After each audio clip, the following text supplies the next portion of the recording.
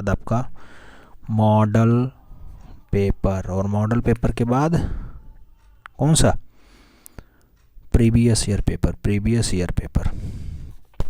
ठीक है, आओ देखते हैं। सबसे पहला क्वेश्चंस ये आपको दिखाया जा रहा है सेक्शन बी का। सेक्शन बी का बहुत महत्वपूर्ण क्वेश्चन है मित्रों। कह रहा है 3.5 सेंटीमीटर की ऊंचाई में एग्जामिनेशन अथवा परीक्षा शब्द लिखो। हिंदी में परीक्षा लिख दो या फिर इंग्लिश में एग्जामिनेशन लिख दो।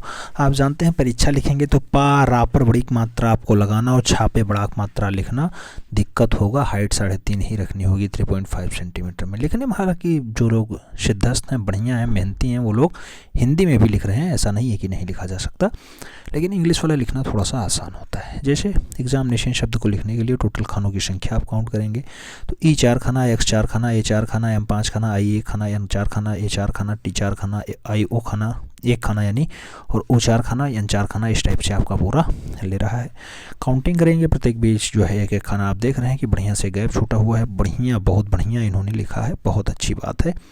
और इसी टाइप से जब आप भी थोड़ा सा जो है साफ़ सुथरा काम करेंगे तो आपको एग्जामिनर नंबर देने के लिए बाध्य हो जाएगा, उसमें कोई डाउट्स नहीं बचेगा। तो जैसे आपको परीक्षा लिखना हुआ, ये लोग काउंटिंग किए कि 51 खाना आ रहा है। 51 खाने का बढ़िया सा एक ग्राफ बनाया। 51 मतलब आ गया 25 गुना 50, 51, 25.5 सेंटीमीटर लंबी रेखा बेस वाली खींची। फिर इसे जो है 7 खाने ऊंचाई पे रखना है तो यानी 9 खाने की रेखा बना लो। एक खाना नीचे, एक खाना ऊपर छोड़ देना, आराम से बीच वाले में लिख लेना। इस टाइप से आप बनाइएगा। सभी जो है एक दूसरे से समानांतर होंगी और सभी कितनी होंगी, 25.5 सेंटीमीटर की लंबी रेखाएं होंगी। बढ़िया से ऐसा ग्राफ आपने बनाया और ग्राफ बना करके आपने लिखा, और लिखने में कोई दिक्कत नहीं होगी, बहुत आसान है, बहुत आसान है। बस 3-4 बार एक प्रश्न सॉल्व करिए, बहुत आसान है। फिर उसके बाद 51 खानों में इसे ऐसे आपको डिवाइड करना होगा आधा सेंटीमीटर में। जब ग्राफ बढ़िया बन जाता है तब लिखना बहुत आसान हो जाता है। देखे होंगे हमने डिजिटल बोर्ड पे बहुत अच्छे से करवाया है। ठीक है, हालांकि बहुत सारे लोगों का जो है कहना है कि अभी आप उस पर भी करवाइए, क्या कहते हैं उसे, पेन और पेपर पे करवाइए, पेंसिल और पेपर पे, उस पर भी करवा देंगे, कोई दिक्कत नहीं। जैसे E4 खाने लेता है तो इस टाइप से आप 4 खानों में आइएगा। 1 2 3 4, यहाँ से यहाँ चलिएगा, यहाँ से यहाँ चलिएगा, यहाँ से यहाँ चलिएगा, यहाँ से यहाँ चलिएगा, और यहाँ से यहाँ, इस टाइप से लिख देंगे, आराम से हो जा रहा है। X लिखने के लिए एक खाना छोड़िए, फिर X लिखना स्टार्ट कर दीजिए। इस टाइप से 4 खाने लेता है, 1 2 3 4 यहाँ तक जाता है। इस टाइप से यहाँ से यहाँ आया और यहाँ से यहाँ लगा दीजिएगा।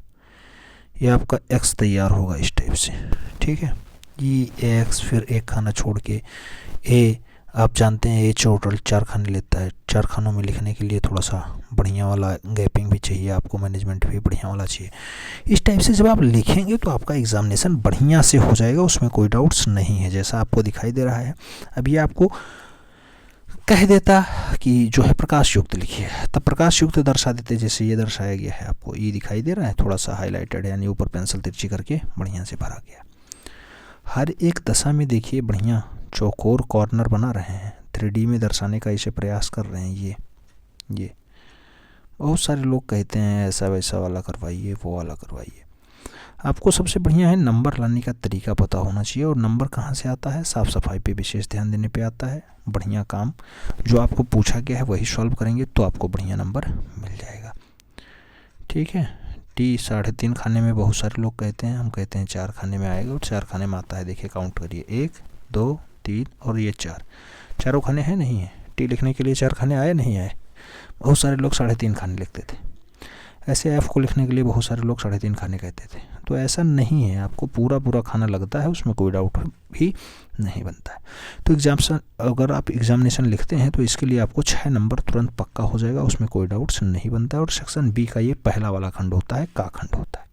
ठीक है, प्रत्येक दशा में ज़्यादातर मामले में 3.5 सेंटीमीटर ही हाइट होती है, तो आपको भी 3.5 सेंटीमीटर भी प्रैक्टिस करना है। दूसरी बात करते हैं, दूसरा पॉइंट आता है खा वाला।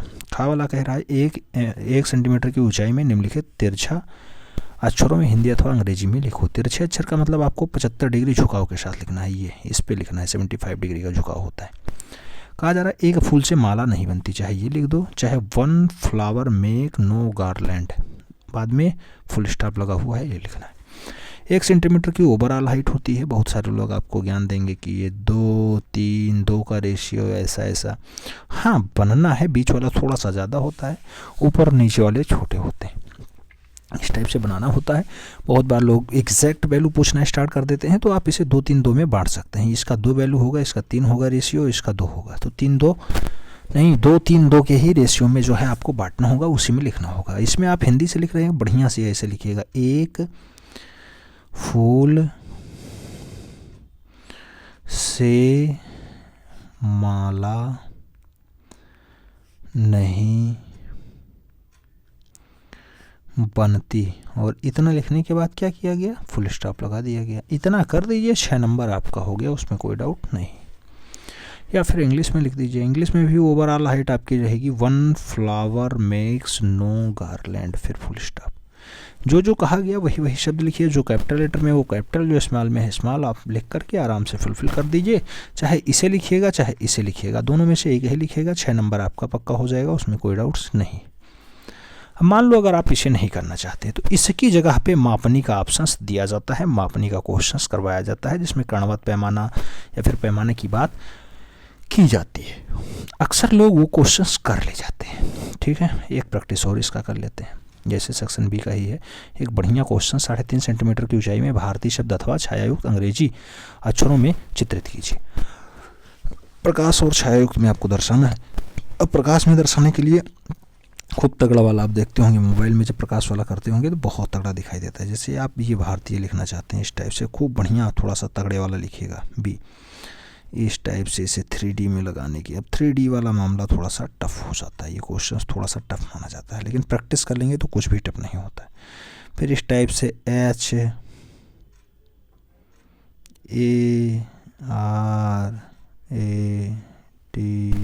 ये आपका भारतीय हो गया। लेकिन इसको 3D में लिखने के लिए थोड़ी सी दुविधाएं होती हैं। पेंसिल तिरछा करके हाइट लेना, ये इसका बेस सदैव दिखाना, बेस सदैव मेंटेन होना चाहिए, एक साइड से होना चाहिए, तो इसको लिखने में थोड़ी बहुत जो है जद्दोजहद आपको करनी पड़ती है। हालांकि इस टाइप से बहुत कम ही 1 से 2% डाटा इस टाइप से पूछा जाता है, बाकी 90% डाटा जैसे एग्जामिनेशन ने कहा वैसे पूछा जाता है।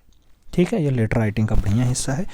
ए से जेड तक हमने सभी अक्षरों के बारे में बता ही दिया है कि लंबाई 7 ज़्यादातर मामले में रहती है, और जो चौड़ाई होती है उसका रेशियो जो है, नहीं सॉरी, लंबाई आपको कितना खाना, 7 खाना, और चौड़ाई आपको आप जानते हैं कि 1 खाने से लेकर के 3 खाने तक होती ही है। तो ये तो कल हमने क्लास में बताया था, अगर नहीं देखा है देख लीजिएगा उसे। इतना करने पे आपको 6 नंबर मिलेगा। भारतीय लिखिए, या फिर एग्जामिनेशन लिखिए, या फिर आप परीक्षा लिखिए, या फिर आप लखनऊ लिखिए, कानपुर लिखिए, दिल्ली लिखिए, गोवा लिखिए, बनारस लिखिए, गांधी लिखिए, सीतापुर लिखिए, कुछ भी लिख दीजिए, नवीन लिख दीजिए, जो आपको समझ में आए वो लिखिए। प्रैक्टिस कर लीजिए 4-5 बार, आराम से हो जाएगा, वो आपका 6 नंबर पक्का हो जाएगा, उसमें कोई काटने वाला नहीं होगा।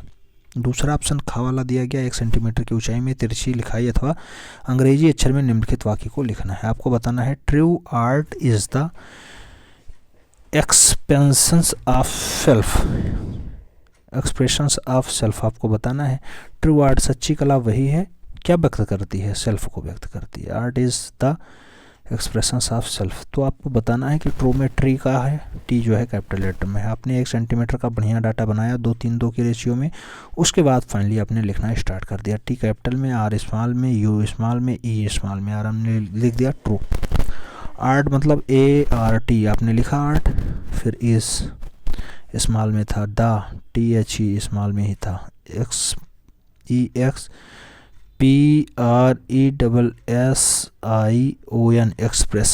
एक्सप्रेशन हो गया, ऑफ हो गया, सेल्फ SELF हो गया। इतना आपने लिख लिया, 6 नंबर आपका पक्का हो गया। बस साफ़ सफाई पे अगर विशेष ध्यान देंगे, अपनी भाषा के प्रति जो है थोड़ा सा नरम रहेंगे, साफ साफ लिखेंगे, क्या साफ साफ लिखेंगे, तो आपका 6 नंबर पक्का हो जाएगा। 6 नंबर पक्का होगा, उसमें कोई डाउट्स नहीं। बस इसी प्रश्न को आप कम से कम 4 से 5 बार लिखिए, बस काम हो जाएगा। ठीक है, 4-5 बार लिखिएगा, इसमें लापरवाही नहीं चलती है, आलस्य नहीं चलता है। आप जानते हैं आलस्य आदमी को कमज़ोर बनाता है। तो चाहे एग्जामिनेशन वाले पार्ट हो, चाहे आप भारतीय, या फिर the art is the true art is the expressions of self को लिखना हो, आराम से आप लिखिएगा। बढ़िया से लिखेंगे तो बढ़िया नंबर पाएंगे। ये तो बात थी सेक्शन बी की। अब सेक्शन सी की तरफ बढ़ते हैं। हम लोग सेक्शन सी की तैयारी कर रहे थे और सेक्शन सी में खूब ज़्यादा आयतन के क्वेश्चन हमने सॉल्व किए थे। अब थोड़ा सा दीर्घवृत्त के बारे में बात कर लेते हैं। दीर्घवृत्त आप जानते हैं एक चपटी सी आकृति होती है और उस आकृति में दो नाभियाँ होती हैं, दो अक्ष होते हैं, दो नाभि और दो अक्ष होते हैं। वो रचना जो है आपकी दीर्घवृत्त कहलाती है। जो छोटा वाला अक्ष होगा इसे लघु अक्ष कहते हैं और जो बड़ा वाला अक्ष होगा जैसे ये वाला, इसे जो है दीर्घ अक्ष सदैव कहा जाता है, दीर्घ अक्ष कहा जाएगा। कोई भी पॉइंट पे अगर आप रेखाएं खींचते हैं तो इसे स्पर्श रेखा कहा जाता है, याद रखिएगा। और कोई भी पॉइंट अगर आपको निकालना है तो इस पे दो फोकस होते हैं। आपको एक प्राइमरी फोकस P1 दिखाना होगा तो दूसरा P2 दिखाना होगा, यानी सेकेंडरी फोकस होता है। यही सेम फोकस आपको दीर्घ अक्ष पे भी दिखाई देंगे, यही सेम फोकस आपको लघु अक्ष पे भी दिखाई देंगे। तो ये क्वेश्चंस एक नंबर में जरूर पूछा जाता है कि जो दीर्घवृत्त होता है, दीर्घवृत्त में कितने फोकस होते हैं, कितने फोकस होते हैं। तो फोकसों की संख्या जो है 2 होती है, याद रखिएगा, 4 मत लगाइएगा। बहुत सारे लोग एक ही फोकस लगाते हैं, T1 T2 P1 P2 N1 N2 ऐसे ही फोकस बनते हैं। जैसे आपसे क्वेश्चंस कह रहा है किसी दीर्घवृत्त पे निर्दिष्ट बिंदु पा से वक्र की स्पर्श रेखा और फा पर अभिलंब खींच दो। पा पे एक स्पर्श रेखा खींच दो, फा पे एक अभिलंब खींच दो। आपको बताना है, जैसे हमने अभी जस्ट बताया कि दीर्घवृत्त जो बनता है वो मूल रूप से चपटी आकृति होती है। गोला का थोड़ा सा चपटा हुआ रूप दीर्घवृत्त हो जाता है। अब इसमें कोई भी पॉइंट ले लीजिए, कोई ज़रूरी नहीं है कि यही पॉइंट होना चाहिए, पॉइंट यहाँ भी हो सकता है। मान लो ये पॉइंट इन्होंने कहा कि पा है और इस पी पॉइंट पे आपको एक जो है स्पर्श रेखा खींचनी है। स्पर्श रेखा मतलब कि कोई भी कर्व हो, कोई भी आपका जो है रेखा हो और वो रेखा केवल और केवल दीर्घवृत्त को टच करती हुई निकल जाए, केवल और केवल एक ही स्थान को टच करे, वही रेखा इसकी स्पर्श रेखा हो जाती है। ऐसे खींच देना है, उसमें कुछ नहीं करना है, आराम से ये खींच दिया, ये पी पॉइंट हो गया, ये हमारी स्पर्श रेखा हो गई, स्पर्श रेखा हो गई। बस आराम से रचना विधि लिखते चले जाना है। दूसरी स्पर्शी की अगर बात करते हैं, अब यहाँ पे खूब ज़्यादा ये भाग दौड़ ज़्यादा दिमाग लगाते हैं, ऐसा दिमाग नहीं होता है, बस ठीक है, आराम से कर सकते हैं। कोई भी पॉइंट पे आप स्पर्श रेखा खींच सकते हैं। P1 P2 आपके ये हो गए आपके क्या फोकस, ज़्यादातर F1 F2 के नाम से रहा जाता है। और दूसरा पॉइंट कह रहा है फा पे अभिलंब खींचो। अब अभिलंब आप जानते हैं कि कोई भी पॉइंट पे अगर लंब खींचना है तो लंब खींचने के लिए आपको रेखाएं तो होनी ही चाहिए। किस बेस के आधार पे आप लंब दर्शाएंगे? लंब मतलब होता है खड़ा हुआ एकदम 90 डिग्री। मान लो ये आपकी आधार रेखा है तो इस पे लंब ये रेखा हुई और ये रेखा एकदम सीधी हो, यानी 90 डिग्री का कोण पे बैठती हो। मान लो इस पॉइंट पे आप इसे लंब खींचना चाहते हैं तो इस पे लंब खींचने के लिए पहले आपके पास दो रेखाएं तो होनी ही चाहिए। अब दो रेखाएं जो आप निकालेंगे, दोनों रेखाएं इस टाइप से निकाल दीजिए। एक P1 फोकस से इधर निकाल दीजिए, P2 फोकस से इधर निकाल दीजिए। P2 फोकस से आपने निकाल दिया है, मान लो ये वाला पॉइंट आपका था, P2 फोकस से आपने लंब रेखा निकाल दी। ये आपका तो अभी रेखाएं निकली हैं, जो आभासी रेखाएं निकली हैं वो हैं। अब आभासी रेखा निकालने के बाद आपको काम करना है, अभिलंब खींचना है। और लंब आप जानते हैं कि कोई भी पॉइंट से हर एक जो है आधार रेखा के बीच में होता है। ऐसा नहीं कि कहीं भी अभिलंब आपने खींच दिया, कहीं भी अभिलंब आपने खींच दिया। रचना खूब ज़्यादा लिखा है, आप भाषा देखेंगे समझ में नहीं आएगा, बहुत ज़्यादा समद्विभाजक, द्विभाजक, पचावनयी, क्यों भाजक है, सब कुछ दे दिया गया है। लेकिन इसे समझने में आपको बहुत जटिलताएँ होंगी। लेकिन आप जब आसान भाषा में समझना प्रयास करेंगे तो बिल्कुल बहुत आसान लगेगा और निश्चित रूप से आपका बढ़िया हो जाएगा। ठीक है, खूब ज़्यादा बढ़ाना, खूब ज़्यादा काम करना।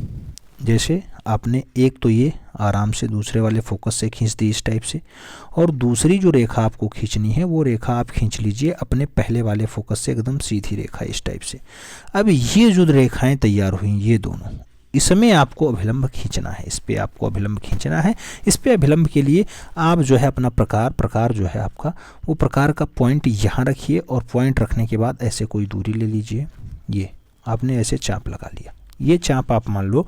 अब वही दूरी और वही चाप प्रकार की नोक यहाँ रखिए, आगे लगाइए।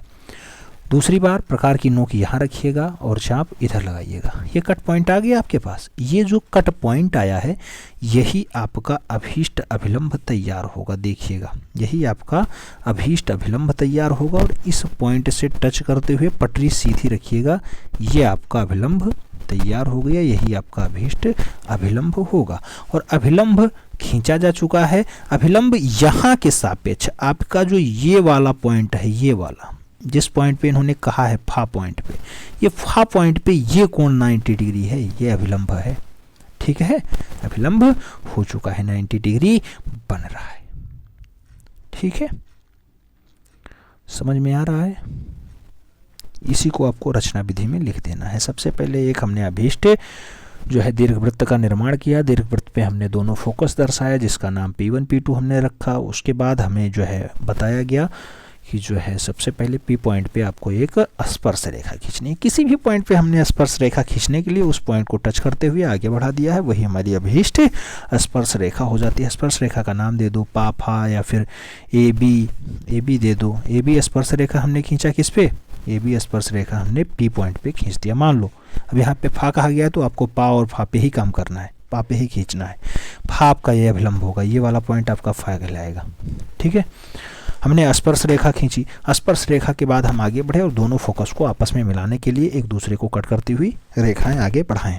जैसे दोनों फोकस हैं, फोकस को आगे बढ़ाते हुए हम ले जाना चाहते हैं। फोकस से हमने दोबारा जो है रेखाएं खींची और जो एक दूसरे को कट कर रही थी एक पॉइंट पे, जो पॉइंट हमारा फा बन के आया, और फा पॉइंट पे अभीष्ट हमने अभिलंब खींचने के लिए पुनः पटरी और प्रकार का सहायता लिया। अच्छा, पेंसिल और प्रकार का सहायता लिया, पेंसिल पटरी प्रकार का ही सहायता लिया जाएगा। पेंसिल और पटरी की सहायता से जो है हमने पेंसिल पटरी और प्रकार की सहायता से हमने फाइनली फा पॉइंट पे एक जो है कोण का निर्माण किया और कोण से अर्धक करके और हमने लंब रेखा मेंटेन कर ली, और वो हमारी लंब रेखा फा पी हो जाएगी। जो आप नाम देना चाहें, क्यू देना चाहें, आर देना चाहें, जो इंग्लिश में नाम देना चाहें इंग्लिश में। हालांकि आपका पेपर हिंदी में होता है तो हिंदी के अक्षर ही ज़्यादातर इसके नामों में भी प्रयोग होते हैं। तो इस टाइप से आप कर ले जाएंगे और आराम से आपको ये एक प्रश्न सॉल्व करने पे 16 नंबर पक्का होगा, उसमें कोई डाउट ही नहीं है। 16 नंबर का एक प्रश्न होता है, section C 16 number, section D 16 number, तो ये 16 नंबर का पक्का हो जाएगा। ये तो पहला क्वेश्चन हो गया। दूसरा क्वेश्चन देखते हैं, समझ में आ गया होगा उम्मीद करता हूँ। पहला क्वेश्चन कोई इतना जटिल भी नहीं था। दूसरा क्वेश्चन कह रहा है किसी दीर्घवृत्त के बाहर स्थित बिंदु पा से स्पर्श रेखा खींचो। जैसे अभी हमने बताया कि ये आपका जो है जो वो हो गया, क्या कहते हैं उसे, दीर्घवृत्त हो गया। ये आपका दीर्घवृत्त, ये आपका दीर्घ अक्षखंड, ये आपका लघु अक्षखंड। लघु अक्ष मतलब छोटा वाला खंड, और ये आपका दीर्घ अक्षखंड हो गया। कह रहा है कोई बिंदु पा से स्पर्श रेखा, मान लो पा पॉइंट यहाँ है तो आप जो स्पर्श रेखा खींचे, अगर एक कहे तो एक साइड ऐसे खींच दें, एक ही पॉइंट से टच करती हुई रेखा आगे निकल जाए, वो स्पर्शी कहलाती है, स्पर्श रेखा कहलाती है। स्पर्श रेखा मतलब केवल छू के निकल जाने वाली रेखा। ठीक है, आपसे एक साइड कहा गया एक साइड खींचे, दूसरी साइड कहा जाता ये आप दूसरी साइड भी खींच सकते थे। आपसे कहा गया पा से स्पर्श रेखा खींचो, तो पा से आपने स्पर्श रेखा आराम से खींच दी। कोई जरूरी नहीं है कि इधर से ही खींचें। मान लो पा पॉइंट आपका यहाँ होता, पा पॉइंट मान लो आपका यहाँ होता और यहाँ से कहा जाता, तो यहाँ से स्पर्श रेखा इस साइड में यहाँ खींच पाएंगे और दूसरी साइड में आप यहाँ खींच पाएंगे। कोई ज़रूरी नहीं है कि आप जो है इसमें जो भाषा दिया गया ना1 ना2, ये नाभियाँ मतलब फोकस, दो फोकस होते हैं। इस पे P1 P2 होगा तो इस पे Q1 Q2 कर दीजिए। दो ही फोकस होंगे, अगर लघु अक्ष होगा तो दो फोकस, दीर्घ अक्ष होगा तो दो फोकस। दो ही अक्ष बांध सकते हैं आप, याद रखिएगा। दो अक्ष मतलब दीर्घ अक्ष उसे कहा जाता है, दीर्घ मतलब सबसे बड़ी रेखा। आपने जो दीर्घवृत्त बनाया उसका सबसे बड़ी वाली रेखा जो इंटरनल हो वो आपका दीर्घ अक्षखंड कहलाएगा। जो सबसे छोटी रेखा होती है उसे जो है लघु अक्ष नहीं, जो सबसे छोटे वाले पे सबसे लंबी रेखा बनती है, जो चपटी वाली भाग होती है उस पे सबसे लंबी रेखा बनती है, वो आपका लघु अक्षखंड का वाला रेखा कहलाता है। और उस पे भी दो फोकस बनते हैं, याद रखिएगा। जैसे ये P1 P2 करोगे तो इस पे आप जो बनाएंगे वो Q1 Q2 AB A2 कुछ भी कर सकते हो, जो आपके मन में आए वो करो। हालांकि ये प्रश्न बहुत आसान था। कह रहा है दीर्घवृत्त के बाहर स्थित बिंदु पा से आपको स्पर्श रेखा खींचनी है। ऐसे दीर्घवृत्त बनाइएगा, ऐसे उसे थोड़ा सा बांट लीजिएगा, नामकरण हो जाए आपका कि ये दीर्घ अक्षखंड है और ये आपका लघु अक्षखंड है, या आपका लघु अक्षखंड है। बस ऐसे कोई पॉइंट निकालिएगा। पॉइंट आपको मान लो यहाँ अच्छा लगता है तो यहाँ से ऐसे निकाल दीजिएगा, और यहाँ से नहीं अच्छा लगता है, जहाँ आपको अच्छा लगे वो पॉइंट, और फाइनली स्पर्श रेखा। बस ऐसे ही आपको कर देना है। उसमें ये जो अपना इतना लंबा चौड़ा भाषा निकाले हैं, ऐसी भाषा की कोई आवश्यकताएं नहीं है। ठीक है, कि नामन नाटू को मिलाने के बाद P1 P2 से जोड़ने के बाद हमने ये रेखाएं खींची, फिर ये और ये था, फिर ये और ये को हमने मिलाने के लिए यहाँ से यहाँ के लिए इधर की रेखाएं, इधर के लिए ये रेखाएं, ये सब काम नहीं है। आराम से आप कर सकते हैं, जो आपके मन में आ रहा है, जैसे आपने सीखा है ऐसे ही आप प्रश्न सॉल्व करेंगे। एक्स्ट्रा करने से कोई फ़ायदा नहीं है, आप भी पढ़े लिखे हैं, योग्य हैं, बस केवल और केवल ये टेक्निकल काम है। तो टेक्निकल ड्राइंग को टेक्निकल ड्राइंग की तरह समझिएगा, जो भाषा बताया जा रहा है वही भाषा लिखेंगे। 16 नंबर आपका हो जाएगा, कोई काटने वाला पैदा नहीं हुआ है, याद रखिएगा। बस आपका भाग्य साथ देना चाहिए, भाग्य साथ ज़रूरी है, क्योंकि बहुत सारे बार होता क्या है कि आप पेपर बहुत बढ़िया करके आते हैं, 100% करके आएंगे, और 100% करने के बाद लोग जो है नंबर काट लेते हैं, कभी कभी आपके राइटिंग पे, कभी कभी जो है टीचर को खुद नहीं आता है प्रश्न सॉल्व हुआ, और वो जो है आपका नंबर काट लेता है, वो आपको 50-60 जनरल मार्किंग कर देता है। तो इस टाइप से कभी कभी हो जाता है, हालांकि इधर तो हमें नहीं लग रहा है कि होगा, आपको बढ़िया नंबर मिलेगा। मैं फिर से उम्मीद करता हूं कि 95/100 आएगा, और 95/100 में आप सब लोग पास आउट होंगे। बढ़िया से ईमानदारी से मेहनत आप लोग कर रहे हैं। आगे बात करें तो आगे एक क्वेश्चन और आ गया आपका चतुर्भुज से। अच्छा, 2 क्वेश्चन हैं, बहुत बढ़िया। आज लग रहा है सेक्शन सी कंप्लीट ही हो जाएगा, आज सेक्शन सी कंप्लीट ही हो जाएगा। आपको अगला क्वेश्चन सेक्शन सी का कह रहा है, ये 3 नंबर क्वेश्चन से कह रहा है, एक समानांतर चतुर्भुज के कोण के शीर्ष से रेखाएं खींचिए और 3 संभागों में बांटिए। मान लो ये आपका समानांतर चतुर्भुज है। समानांतर मतलब चतुर्भुज मतलब एक भुजा दूसरे से बराबर है, ये दूसरी भुजा दूसरे के बराबर है। अब इसको कह रहा है समानांतर चतुर्भुज है, उसके कोण के शीर्ष से रेखाओं को खींच करके 3 भाग में बांट दीजिए त्रिभुज को। आपका जो ये चतुर्भुज है, मान लो ये चतुर्भुज आपका रहा, और इस चतुर्भुज को आपने यहाँ से बांटना स्टार्ट किया, और कितने खंडों में? 3 खंडों में कह रहा है। तो 3 खंडों में आराम से आप बांट सकते हैं, जो आपको बढ़िया लगे उस खंड से आपको डिवाइडेशन कर देना है। जैसे वहाँ से चले यहाँ तक और यहाँ से चले यहाँ तक, बस एरिया समान होना चाहिए। जैसे इसकी वैल्यू अगर 2 निकल के आ रही है तो ये भी 2 हो, तो ये भी 2। अगर मान लो ये 6 है तो ये भी 6 होना चाहिए, ये भी 6 होना चाहिए, यानी 6 6 12 6 18 बराबर एरिया। ये एरिया का क्वेश्चन है, तो एरिया के क्वेश्चंस के बराबर ही आपको दर्शाने का प्रयास करना है। बस प्रयास से ही आप जानते हैं कि आपकी सफलताएं भी सुनिश्चित हो जाती हैं। प्रयास मतलब प्रैक्टिस, ठीक है। तो आराम से आप इसे ऐसा कर सकते हैं, उसमें कोई दिक्कत नहीं होनी चाहिए, नहीं होनी चाहिए। कुछ लोग कहेंगे नहीं इसे रेशियो में बांटो, रेशियो में 1 2 3 1 2 3 1 2 3।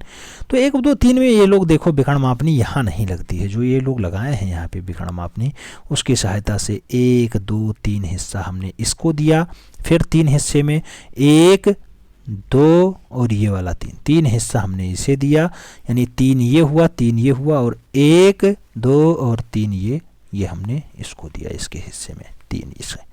तो यही 3 3 3 का रेशियो ये जो है बांटे, इस टाइप से दर्शाना चाहते हैं। हालांकि हमने जो बताया है वो आपको आराम से बताया कि कोई एक ऐसे समानांतर चतुर्भुज बनाइएगा। चतुर्भुज मान लो आप इस वाले बेल्ट से बांटना चाहते हैं, यहाँ वाले से अगर बांटना चाहते हैं आराम से बांट सकते हैं, कोई दिक्कत थोड़ी ना है, कोई दिक्कत नहीं है। आपको आराम से स्टार्ट करिएगा, आपको जो अच्छा लगे उस टाइप से बांटना स्टार्ट कर दीजिएगा। जैसे आप चाहते हैं कि नहीं हमें इस वाले पार्ट पे यहाँ तक जाना है, ऐसे बांटना है, सॉरी ये तो ज़्यादा हो गया, पहले हमें यहाँ से यहाँ तक बांटना है, फिर यहाँ से यहाँ तक बांटना है। अब एरिया सभी का बराबर हो, जैसे ये 2 है तो ये भी 2 हो, ये भी 2 हो जाएगा, कोई दिक्कत थोड़ी ना है। अब इसको लोग कहेंगे नहीं रेशियो में दर्शाओ, रेशियो में ही बांटो, तो रेशियो में आराम से आप बांट सकते हैं। ये आपकी रेखाएँ हुई, लंबी रेखाएँ हैं, और इनको आप खंडों खंडों में बांट लीजिए। पहले तो इसे आप कितने खंडों में करेंगे? 1 2 3 4 5 6 करो ना, 1 2 3 4 5 और 6, इस टाइप से मान लो करते हो तो 3 का रेशियो इधर आएगा, ये 3 हो गया।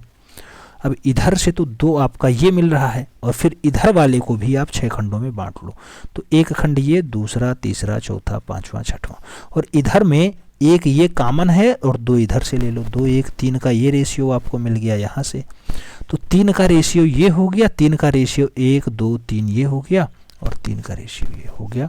तो आपके ये वैल्यू बराबर ही दिखाई देंगे, लगभग समान ही दिखाई देंगे। इस टाइप से बांटेंगे, आराम से बट जाएगा।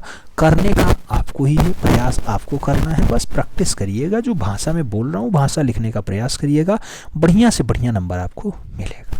कुछ लोग कहेंगे किताबी भाषा हमें समझाओ, तो किताबी भाषा समझने में बहुत दिक्कत होती है। ये आबा पाफा आपको समझाएंगे नहीं समझ में आएगा, बहुत दिक्कत है। ठीक है, आराम से ऐसे फिगर बनाइएगा, जिधर से आपको मन करे उधर से बांटना स्टार्ट कर दीजिएगा।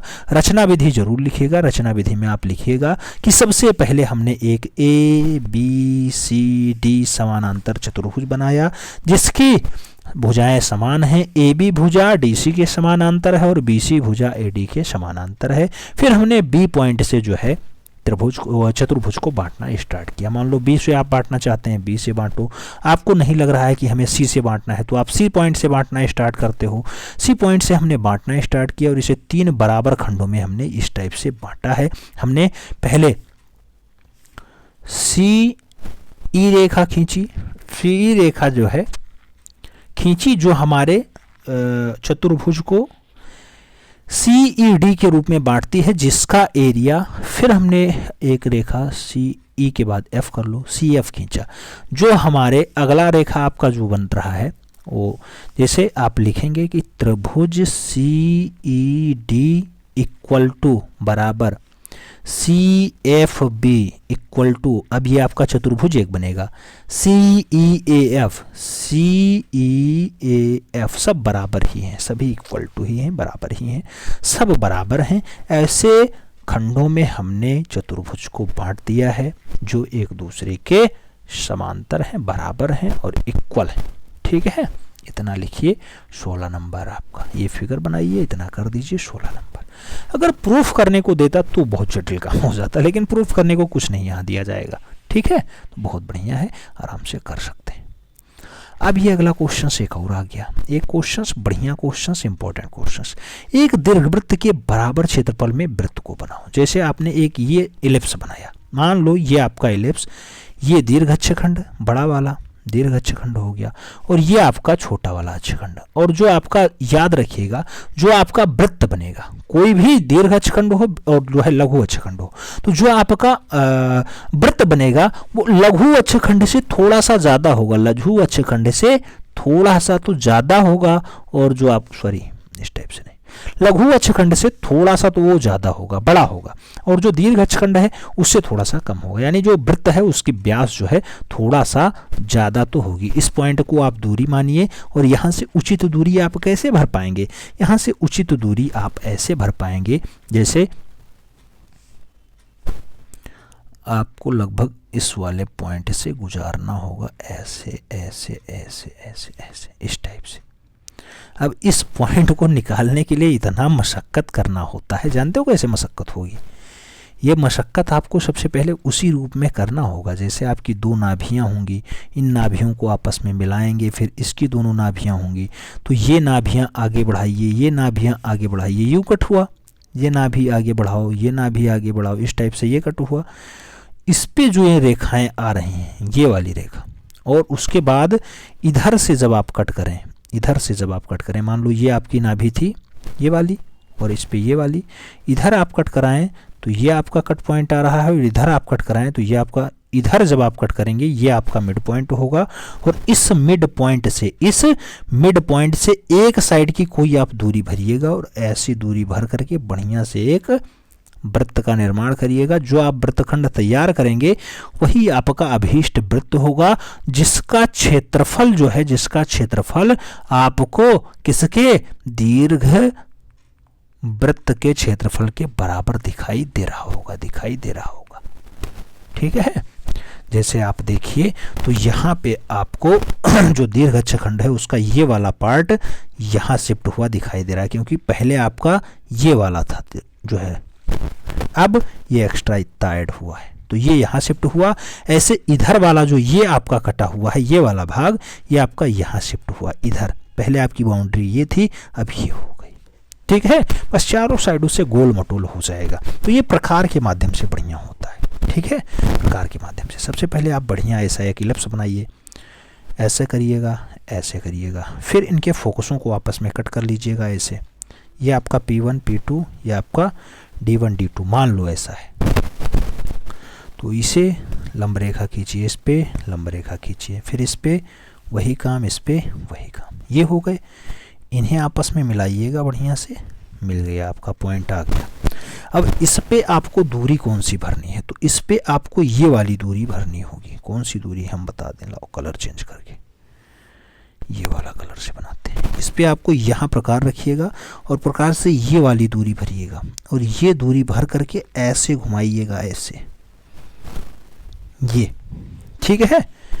अब आपका साफ साफ वृत्त दिखाई दे रहा है और साफ वृत्त में कौन सा डाटा कहाँ शिफ्ट हुआ, तो जैसे ये वाला पार्ट आपका दिखाई दे रहा है कि ये कटा, तो ये कहाँ गया, यहाँ शिफ्ट हुआ। ये वाला पार्ट तो जुड़ा है आपका, ये वाला, ये यहाँ शिफ्ट हो गया। ऐसे इधर वाला जो आपका ये वाला पार्ट कटा है, ये पार्ट आपका कहाँ शिफ्ट हुआ, यहाँ शिफ्ट हो गया, ये आपका ऐड हुआ। और यही आपका जो है क्षेत्रफल में बराबर होगा और वृत्त और जो है दीर्घवृत्त आपस में बराबर आपको दिखाई दे रहे हैं। जैसे आपको बराबर दिखाई दे रहा है ऐसे रचना विधि में लिखिए, बढ़िया से 16 नंबर पक्का करिए। कोई एक ही प्रश्न पूछेगा, ऐसा नहीं कि 10-12 प्रश्न पूछे जाएंगे। आज तो हमने क्लास में आपको 4 प्रश्न यहाँ लगातार करवा दिए। 4 प्रश्न तो आज हमने केवल और केवल 4 प्रश्न सेक्शन सी के करवाए हैं, 2 प्रश्न सेक्शन बी के भी करवाए गए हैं और 2 प्रश्न कंप्लीट करवाए गए हैं, कंप्लीट करवाए गए हैं। बस प्रैक्टिस करिएगा मित्रों, प्रैक्टिस करिएगा। हम उम्मीद करते हैं आप लोग प्रैक्टिस कर रहे होंगे। प्रैक्टिस से ही आप 95/100 लाएंगे। बहुत सारे लोग सोचते हैं कि 33 नंबर लाने से पास आउट हो ही जाएंगे, तो क्या फ़ायदा एक्स्ट्रा मेहनत करने से। बाबू याद रखिएगा, यही सोच अगर आप रखें तो सोचिए, अगर 2 रोटी से पेट भर जा रहा है, 2 रोटी खाने से अगर पेट भर रहा है, तो क्यों आप 4600 पे स्केल की जॉब और फाइनली 50,000 सैलरी लेने के लिए परेशान है। 50,000 की सैलरी लेने के लिए आप क्यों परेशान हैं? जब 2 रोटी खाने से पेट भर रहा है, जीवन भर 2 ही खाएंगे। ये तो है नहीं कि आज 2 खा रहे हैं, कल जो है 10 खाएंगे। हो सकता है थोड़ा बहुत इंक्रीजमेंट या जो है बढ़ सकता है या घट सकता है, लेकिन ऐसा नहीं है। बस सोच अच्छी होनी चाहिए। यहाँ अगर आप 95/100 लाएंगे तो अगला टारगेट आपका टीजीटी आर्ट होता है और टीजीटी आर्ट में भी आप बढ़िया करेंगे। आपका कॉन्फिडेंस हाई होगा। कॉन्फिडेंस हाई होगा तो मैं देखता हूँ कि कॉन्फिडेंस हाई होने के बाद व्यक्ति बहुत मेहनत करता है और ईमानदारी के साथ मेहनत करता है, तो पहले ही अटेम्प्ट में फाइनली सिलेक्शन वो लेता है। ठीक, उम्मीद करता हूँ क्लास समझ में आ गई होगी। क्लास शेयर ना करें, आराम से पढ़ाई करें। जहाँ तक हो सके वहाँ तक एक एक प्रश्न की प्रैक्टिस 3 से 4 बार करने का प्रयास करें। सब कुछ बेटर हो जाएगा। आप भी 95/100 के मालिक बनेंगे, हम ऐसी आशा रखते हैं। मिलते हैं फिर में, तब तक के लिए दिल से सल्यूट। जय हिंद।